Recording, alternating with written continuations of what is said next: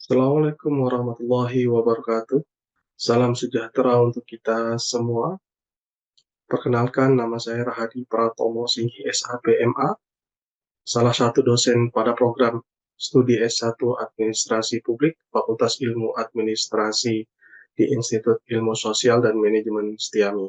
Pada kesempatan ini, perkenankan saya untuk menjelaskan mata kuliah yang saya ampu, yaitu Manajemen Perpajakan dengan metode pembelajaran gabungan, yaitu perkuliahan interaktif dan seminar, pendekatan penyelesaian masalah atau problem-based learning, pembelajaran asinkronus berbasis MOOC atau Massive Open Online Courses. Video ini dibuat untuk memenuhi salah satu persyaratan sertifikasi dosen tahun 2025, yaitu pernyataan diri dosen dalam unjuk kerja Tridharma Perguruan Tinggi atau PDD UKT PT, khususnya pada aspek pengajaran. Untuk selanjutnya, saya akan memulai menjelaskan deskripsi dan informasi umum terkait mata kuliah yang saya ampu, yaitu Manajemen Perpajakan. Mata kuliah Manajemen Perpajakan merupakan mata kuliah wajib bagi mahasiswa semester 6 pada program studi S1 Administrasi Publik, Fakultas Ilmu Administrasi, Institut Ilmu Sosial dan Manajemen Setiami. Mata kuliah Manajemen Perpajakan ini memiliki bobot 3 SKS selama 1 semester. Mata kuliah Manajemen Perpajakan adalah salah satu mata kuliah yang mempelajari strategi dan pengelolaan aspek perpajakan dalam suatu organisasi atau perusahaan untuk mengoptimalkan kewajiban pajak sesuai peraturan perundang-undangan perpajakan yang berlaku. Mata kuliah ini membekali mahasiswa dengan pengetahuan dan keterampilan dalam perencanaan pajak atau tax planning, pengendalian pajak, kemudian serta penerapan manajemen pajak yang efektif dan efisien. Setelah mengikuti perkuliahan pada mata kuliah manajemen perpajakan, mahasiswa diharapkan itu mampu mengidentifikasi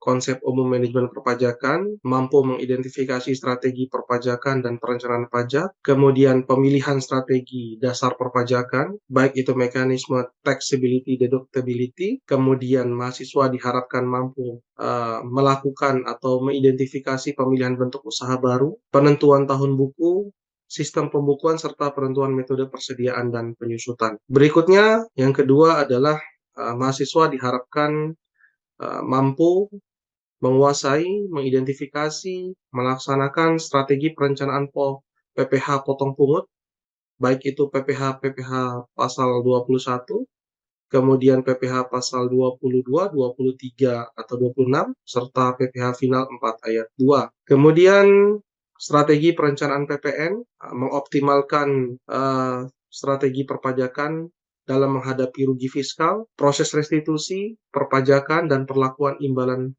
bunga, tahapan-tahapan dalam menghadapi pemeriksaan pajak, serta keberatan dan banding.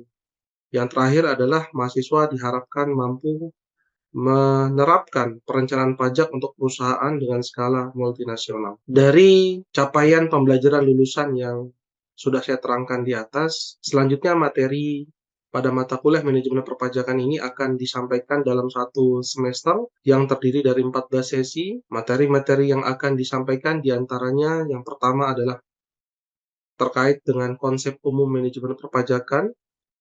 Berikutnya penentuan yang kedua adalah penentuan sistem accounting, baik itu dengan metode accrual atau cash basis, dan implikasinya dalam penghematan pajak. Yang ketiga, perlakuan atas biaya dan penghasilan, memaksimalkan pengecualian pajak, memaksimalkan pengurangan pajak, serta penghindaran tarif PPh tertinggi. Sesi keempat, kita akan membahas mengenai strategi perencanaan perusahaan yang baru berdiri dan pemilihan bentuk usahanya dan implikasinya terhadap penghematan pajak. Kelima, kita akan membahas mengenai tax planning PPh pasal 21. Keenam, sesi keenam itu berbicara mengenai tax planning PPh pasal 22, 23, 26, serta PPh final. Sesi ketujuh, tax planning atas pemilihan bentuk usaha, diharapkan mahasiswa memahaminya dan mampu menerapkannya di dunia kerja nantinya. Sesi ke-8, strategi perencanaan pajak untuk efisiensi pajak penghasilan badan. 9, perencanaan pajak pertambahan nilai. 10, sesi 10 akan membahas mengenai perencanaan pajak BOT. atau build, operate, transfer, dan jasa konstruksi. 11, kita akan membahas mengenai restitusi pajak dan implikasinya terhadap penghematan pajak. 12, hubungan istimewa dan review perpajakan internasional dan kaitannya dengan manajemen perpajakan. 13, persiapan dan tahapan-tahapan dalam menghadapi pemeriksaan pajak, keberatan, dan banding dalam rangka menjalankan manajemen pajak yang efektif dan efisien.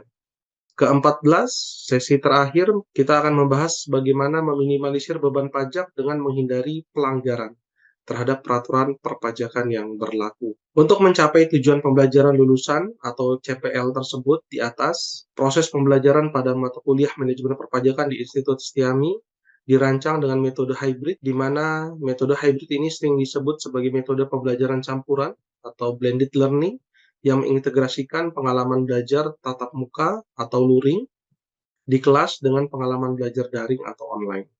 Pembelajaran metode daring biasa dilakukan dengan pemanfaatan teknologi seperti Learning Management System atau LMS atau video conference, baik itu dengan Zoom, Google Meet, atau dengan forum diskusi online melalui sistem single sign-on atau SSO. Sedangkan metode luring dilakukan secara tatap muka di kelas yang memungkinkan interaksi langsung. Untuk presensi kehadiran mahasiswa dan dosen Institut Setiami sudah menggunakan sistem single sign-on atau SSO, di mana dosen diwajibkan untuk mengunggah materi sebelum perkuliahan dimulai. Selanjutnya, mahasiswa diwajibkan untuk mengunduh materi yang sudah diupload pada sistem single sign-on.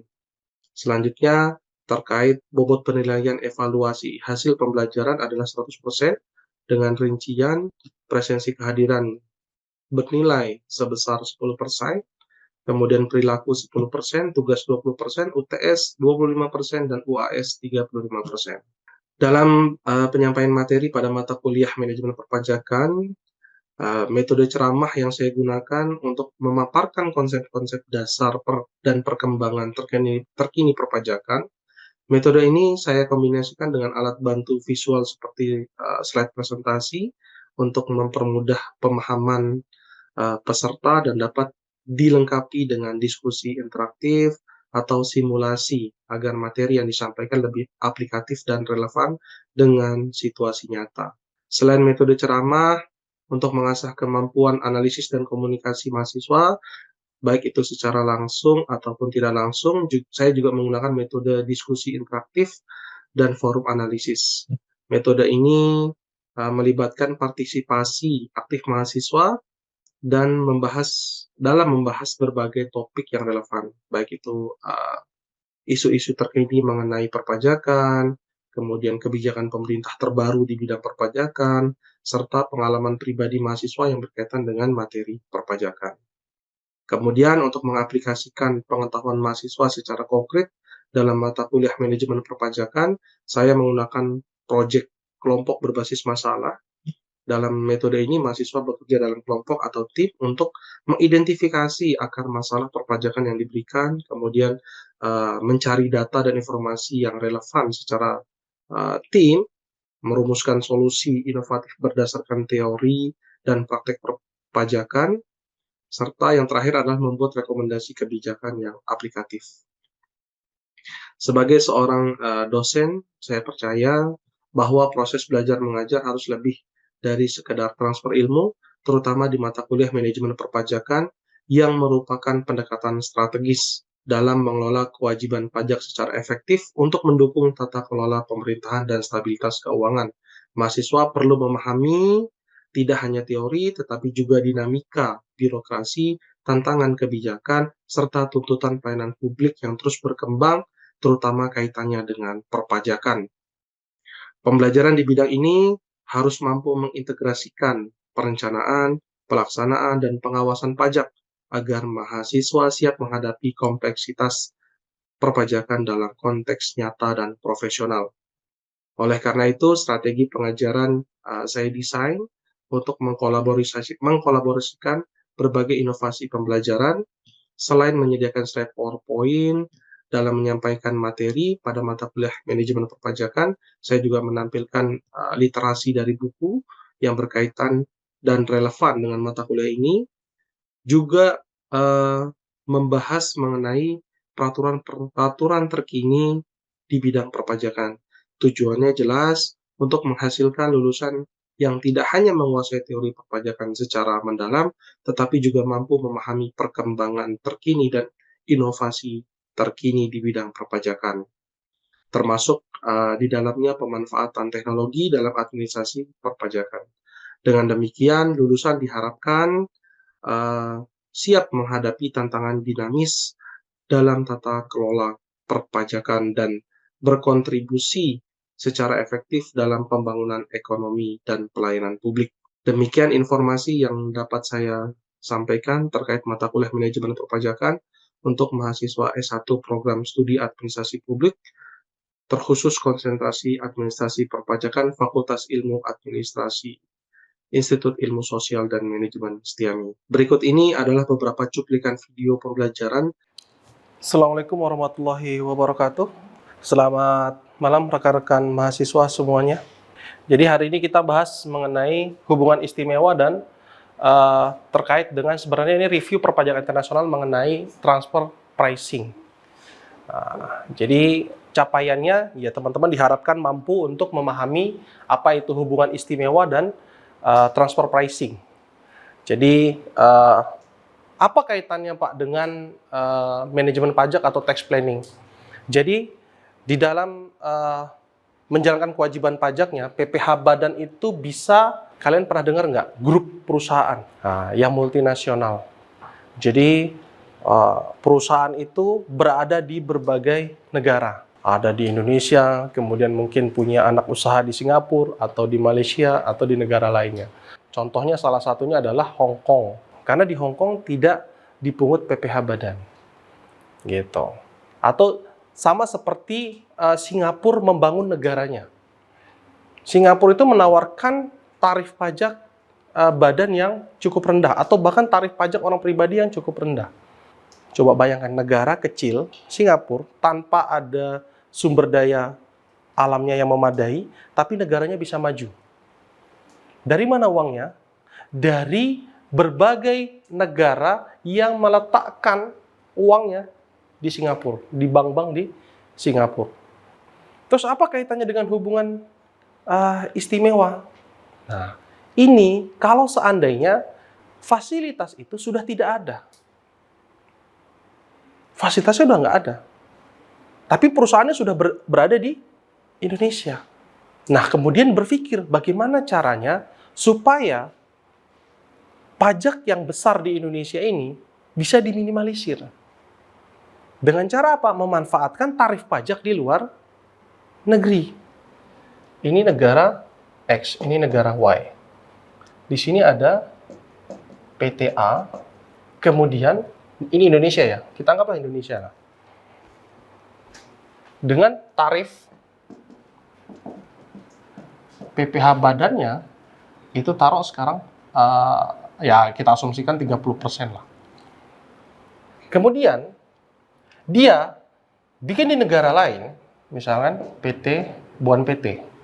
Kan kalau di luar negeri bukan PT.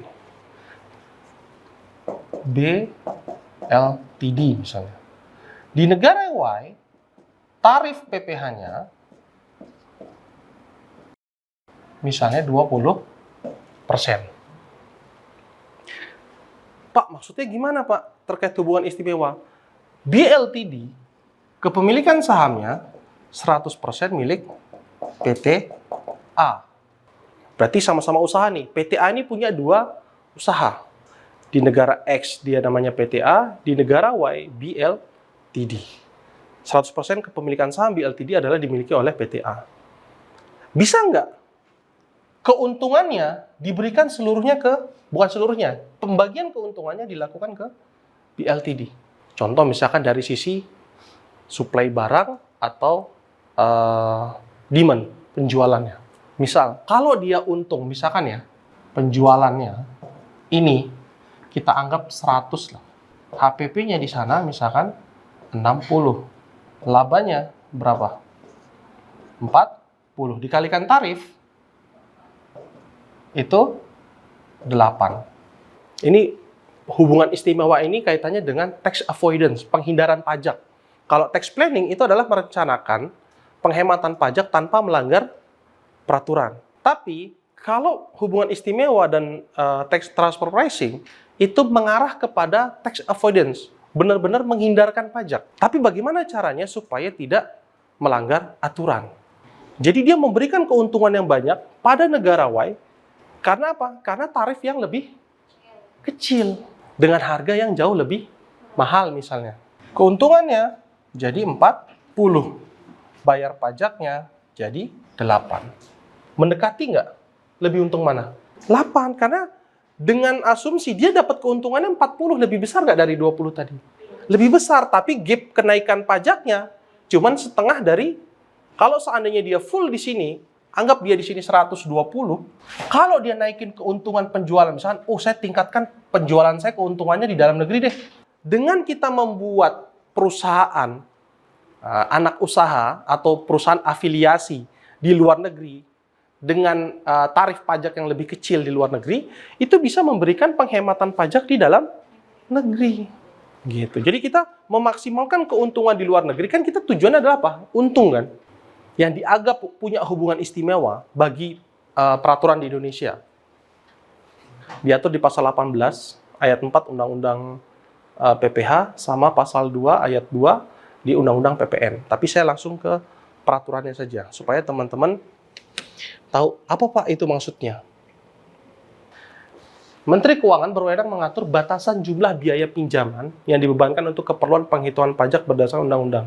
Hubungan istimewa dianggap itu kalau kepemilikan sahamnya, pembagian dividen 50%. Nah, ini kan ayat 4 yang ngatur ya hubungan istimewa. Nih, seperti penetapan pembagian dividen, kemudian berwenang untuk menentukan kembali besarnya penghasilan. Karena tadi, mengantisipasi hubungan istimewa. Makanya hubungan istimewa itu sangat sekali diperhatikan sama pemerintah. Seperti misalnya Indofood.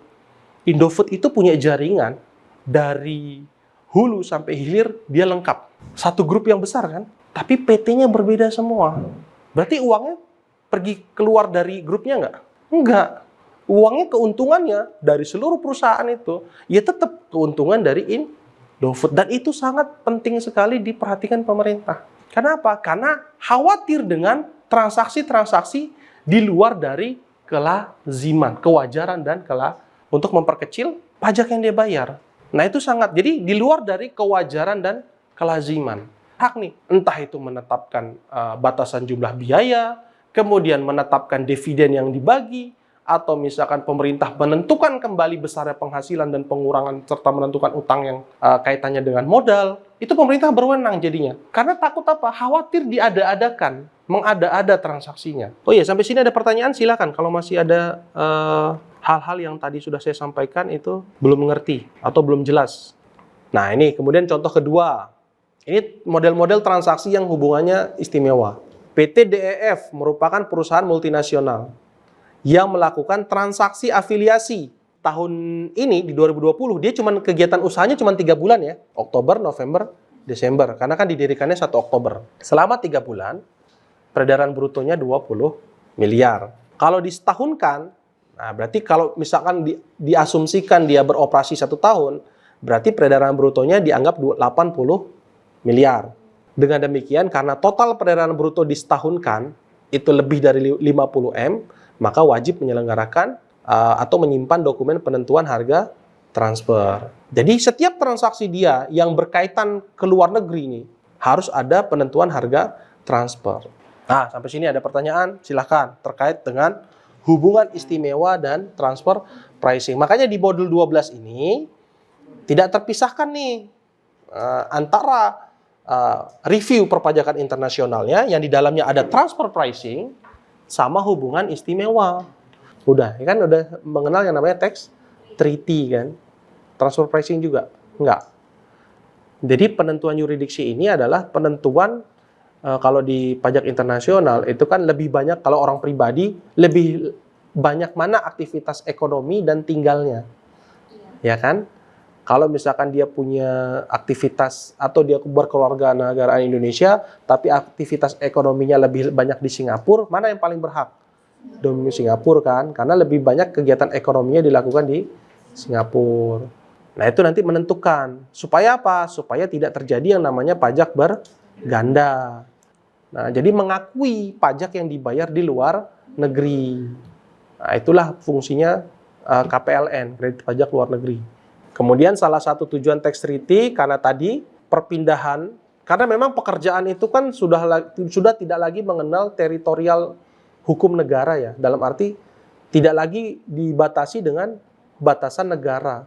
Jadi orang Indonesia bisa kerja di luar Indonesia, bahkan tanpa harus badannya ikut pindah ke luar negeri juga bisa. Ya. Kalau misalkan kan tadi lo bilang kalau misalkan kita nekanin laba yang ada di dalam negeri dan tingkatin yang ada di luar negeri, kalau misalkan dihitungnya masih lazim, keuntungan yang di luar negeri kan berarti meningkat ya Pak. Nah, kalau misalkan keuntungan itu kita bawa ke Indonesia, berarti tetap kena pajak. Nanti tergantung nih, kan tadi ada mekanisme yang namanya tax treaty tadi. Nah, misalnya di tax treaty diatur nggak kalau laba dibawa pulang? Ada. Kalau sudah laba usahanya kena pajak di sana, dan itu lazim ya, transaksinya itu wajar dan lazim, maka di Indonesia tidak perlu dikenakan pajak. Itulah yang berlaku dengan KPLN tadi. Jadi, selama transaksi di luar negerinya itu wajar dan lazim, dan memang untung di negara lainnya, kemudian keuntungan itu dibawa ke Indonesia, kan tetap digabung kan? Penghasilan itu dalam negeri totalnya berapa? Ditambah dari penghasilan luar negeri, digabung.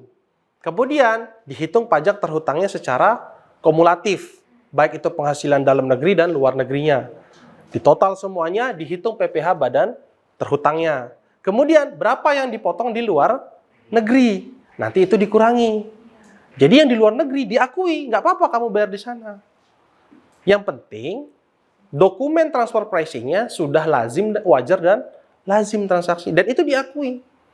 Berarti bayar di Indonesianya ya sesuai dengan kekurangan bayarnya saja. Tidak termasuk di dalamnya adalah PPh yang sudah dibayar di luar negeri. Karena itu tadi ada kredit pajak luar negeri tadi. Jadi kalau labanya sudah dibayar di sana, di negara sumber ya itu berarti tidak perlu bayar di negara domisili. Mumpung ada pertanyaan tadi, di orang pribadi itu kan ada, sini ada udah menikah atau belum? Nggak ada. Ada suami istri. Kan pilihannya kalau orang pribadi itu, suami istri bekerja bisa NPWP 1, bisa NPWP masing-masing kan. Nah kalau NPWP 1 digabung, itu kan nggak masalah kan. Berarti penghasilan istri dari satu pemberi kerja, kalau memang udah dipotong PP 21, maka sebagai penghasilan final di suami. Tapi kalau misalkan istrinya bekerja NPWP sendiri, suami bekerja NPWP sendiri, maka kan nanti ada penghitungan PPh kumulatif. Jadi nanti dihitung berapa penghasilan neto suami, berapa penghasilan neto istri, di total. Baru dikurangi PTKP bersama. Nanti berapa PPh terhutangnya dibagi dua, secara komposisinya sama. Ini maksudnya kalau suami istri dalam satu perusahaan? Enggak, suami istri kerja, terserah pegawai A, pegawai B, NPWP sama-sama pisah. Yang berlaku ini nanti hitungannya. Karena nanti ada lampiran sendiri. Ya kan, ada lampiran sendiri penghitungan bagi yang statusnya hubungan berpisah, PH, pisah harta, sama MT, manajemen terpisah. Nanti yang berlaku ini ada nanti hitungannya sendiri lampirannya. Jadi secara proporsional berapa bayar pajaknya? Kita hitung istrinya aja deh. Kalau dari hitungan ini berapa dia harus ditanggung istri? Pasti lebih besar dari 15.900.000. Jadi jadinya istri nanggung lagi dong pajaknya, Pak. Iya, nambah lagi pajaknya. Karena memang kan prinsipnya pada dasarnya negara itu mau satu kesatuan. Jadi satu keluarga itu penghasilannya jadi satu kesatuan. Jadi satu keluarga cukup dengan satu NPWP. Jadi kalau kita bicara manajemen pajak untuk orang pribadi, pilih mana NPWP pisah sama NPWP gabung? Gabung. Kalau suami istri bekerja, istrinya cabut NPWP-nya. Supaya apa? Supaya berhemat pajak. Istrinya mau lapor sendiri tanpa digabung sama suami bisa? Nggak bisa. Karena harus ada ini. Form lampiran yang harus diisi kalau NPWP terpisah. Kan makanya kita pilih kan di induk itu kan. Ada kepala keluarga, kakak, ada hubungan berpisah. Hubungan berpisah itu bercerai secara hukum. Terus kemudian ada pisah harta sama manajemen bisa MT. Kalau kita milihnya kakak, ya sudah berarti tidak perlu ngisi lampiran ini. Dia nggak akan muncul lampiran ini. Kalau misalkan ini kan jatuhnya kalau misalkan istri sama suami bisa beda perusahaan kan enak. Istilahnya si perusahaan A melaporkan NPWP dan si perusahaan B si istri itu pakai pelaporan NPWP itu lebih enak. Kalau misalkan si suami istrinya itu satu perusahaan, berarti satu perusahaan nih, suami istri itu satu perusahaan dan sama-sama mendapatkan gaji, itu perhitungannya tetap di suami satu atau ada dua laporan? Terserah si suami istrinya. Tinggal lapor ke perusahaan. Kalau dia memilih berdua nih sepakat, ya sudah kita tetap pakai NPWP masing-masing. Berarti kan perusahaan tahu dong, harus sampaikan. Ya sudah berarti lapor SPT-nya masing-masing. Si istri lapor SPT, suami lapor SPT. Karena kan SPT itu berdasarkan NPWP. Kata kuncinya adalah, kalau NPWP gabung, yang mendapat fasilitas itu sebenarnya finalnya itu. Sama KPP-nya. Jadi si istrinya ini punya, istilahnya punya NPWP terpisah dengan suami. Tapi dia kan dalam satu perusahaan. Kan? Nah, si istrinya itu tetap tiap bulannya itu tetap ada pembayaran pajak. Si suami juga ada pembayaran pajak. Tapi ketika pas laporan tahunan itu si penghasilan istri digabung ke punya suami yang di tempat ada kan lampiran, iya. Yang kan penghasilan itu yang final. Tapi nggak ada hitungan itu Pak, hitungan proporsional. Si istri punya ini nggak, namanya NPWP nggak? Punya NPWP. Oh berarti salah dong. Nah itu dia sih makanya belum tahu ada iya. Itu. Berarti harus hitung begini, kalau punya NPWP-nya 2. Kalau suami istri punya NPWP, kecuali ketika misalkan istri yang bekerja di perusahaan yang sama, Pak, saya dipotong pajak, tapi pakai NIK aja. NPWP saya hapus. Ya itu, maksudnya pakai NIK. Oh iya, nggak apa-apa. Kalau pakai NIK dianggapnya nggak punya NPWP. Nah, kalau itu dianggapnya gabung. Cukup? Cukup ya? Kalau tidak ada pertanyaan lagi, kita akhiri pertemuan sesi ke-12 kita hari ini. Semoga apa yang kita bahas pada hari ini menjadi manfaat dan berkah bagi kita semua, menambah wawasan kita semuanya dan berkah bagi kita semua. Jadi mungkin itu saja yang tambahan dari saya. Kurang lebihnya saya mohon maaf. Wabillahi taufiq wa hidayah. Wassalamualaikum warahmatullahi wabarakatuh. Terima kasih semuanya.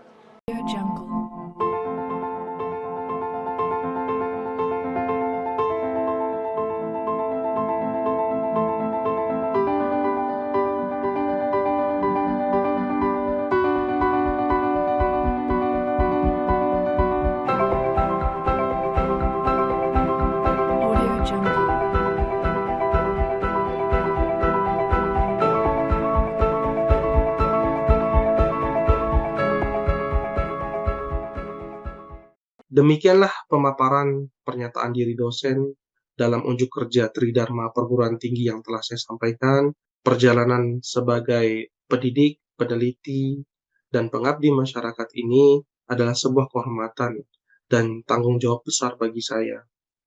Pada kesempatan ini, saya mengucapkan terima kasih yang sebesar-besarnya kepada seluruh tim penilai atas waktu, perhatian, dan masukan berharga yang telah diberikan.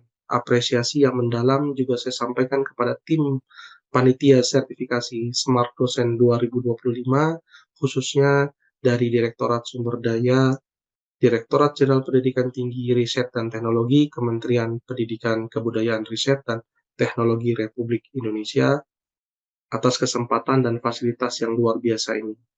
Tak lupa saya haturkan terasa terima kasih kepada Institut Ilmu Sosial dan Manajemen Setiami yang senantiasa memberikan dukungan dan ruang untuk terus berkarya bagi kami. Terima kasih pula kepada rekan sejawat dosen atas kolaborasi dan semangat kebersamaan yang terus terjaga, dan tentu saja untuk rekan-rekan mahasiswa yang menjadi inspirasi dan motivasi saya dalam setiap pengajaran. Semoga apa yang telah saya sampaikan dapat memberikan gambaran yang jelas mengenai kontribusi saya dalam Tridharma Perguruan Tinggi. Besar harapan kami untuk dapat terus berkarya dan memberikan dampak positif bagi dunia pendidikan dan masyarakat Indonesia. Terima kasih. Wassalamualaikum warahmatullahi wabarakatuh.